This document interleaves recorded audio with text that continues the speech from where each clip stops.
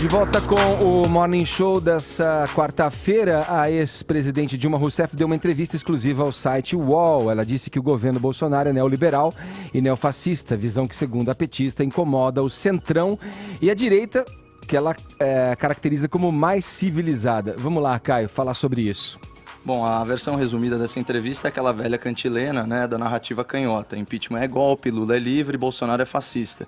Mas aí vai parecer que eu não fiz meu trabalho, não li a matéria, então vamos estender o comentário. Em primeiro lugar, essa é uma entrevista chapa branca, né, já que a matéria é assinada por um jornalista militante da esquerda, que é o Leonardo Sakamoto.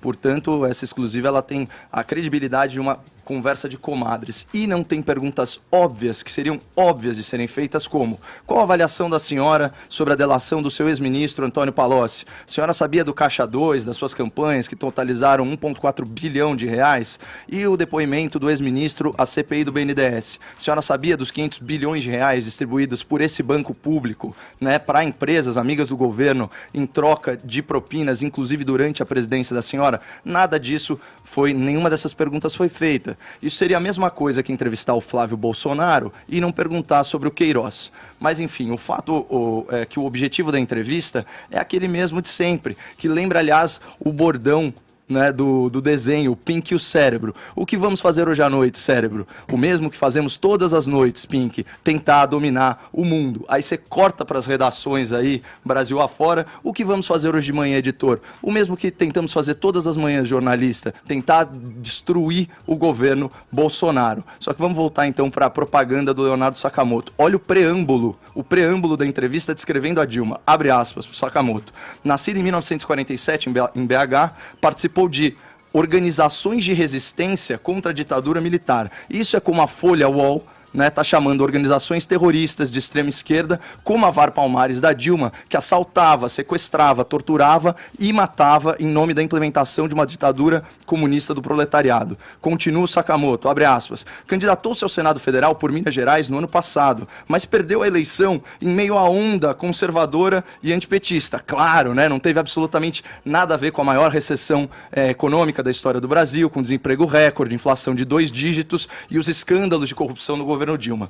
Mas vamos para as falas da Dilma, que eu selecionei aqui para chocar os ouvintes da PAN. Primeiro, sobre a radicalização do debate público, abre aspas, foi incentivada no governo Bolsonaro a cultura da violência através da valorização imensa do porte de armas. O PT, em 2003, assume o país com 50 mil homicídios dolosos por ano, desarma a população e entrega o país com aproximadamente 65 mil homicídios dolosos por ano. É um crescimento de 30% na violência, quando a população cresceu só 15%. Ou seja, a violência aumentou o dobro em relação à população e o governo tirou das famílias o direito à legítima defesa das suas vidas e da sua propriedade. Isso sim é cultura da violência. Ela continua falando sobre as estatais, abre aspas para ex-presidente. Está na pauta a mais violenta privatização do país. E não só a Petrobras que eles estão entregando. Não, presidenta, vocês entregaram a Petrobras. Os laudos da PF, da Polícia Federal, eles apontam propinas na ordem de 6 bilhões de reais e prejuízos estimados no valor de 42 bilhões de reais. Isso é o equivalente a quase 10 milhões de reais por dia, se a gente pegar os 3 primeiros anos do governo do PT. E a Dilma ainda pior, ela fala o seguinte, mas no Lula se expressa a defesa da Petrobras e da Eletrobras, até parece. Bom, falando sobre o Lula, esse é o comentário da Dilma Rousseff sobre Lula livre.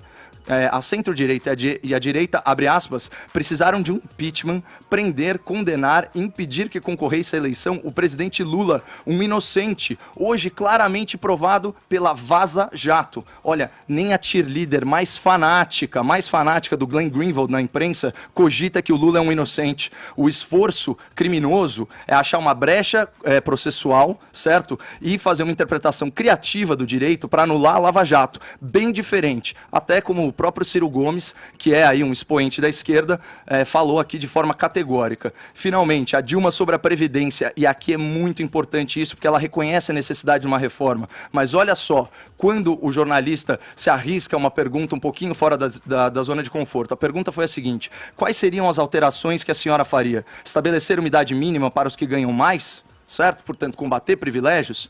A resposta da Dilma: não, nós não chegamos aí. Você está querendo que eu especule sobre uma coisa que fui interrompida no meu diálogo previdenciário por conta do processo da qual fui vítima. Ou seja, está aqui o DNA da esquerda trabalhista de manter privilégios da elite do funcionalismo público. Como assim você vai ter uma idade para o pobre no regime geral da Previdência e para os servidores federais, do Legislativo, do Judiciário, que se aposentam em média, com mais de R$ 25.000 por mês, não vai ter idade mínima. E para fechar, essa daqui para os colegas da imprensa, a Dilma sobre a mídia, abre aspas, os meios de comunicação terão que ser democratizados. Continua, hoje está em questão no mundo o controle da mídia social.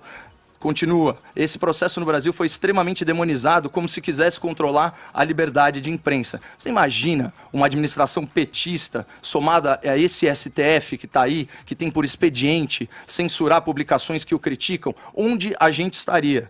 Né? E os produtores de conteúdo independente na internet, que não estivessem aí alinhados à esquerda que estaria no governo. Né? Então, ó, sinceramente, o que salva essa entrevista aí para o UOL é a declaração categórica da Dilma, quando ela fala que ela não pretende concorrer a cargo público nas próximas eleições.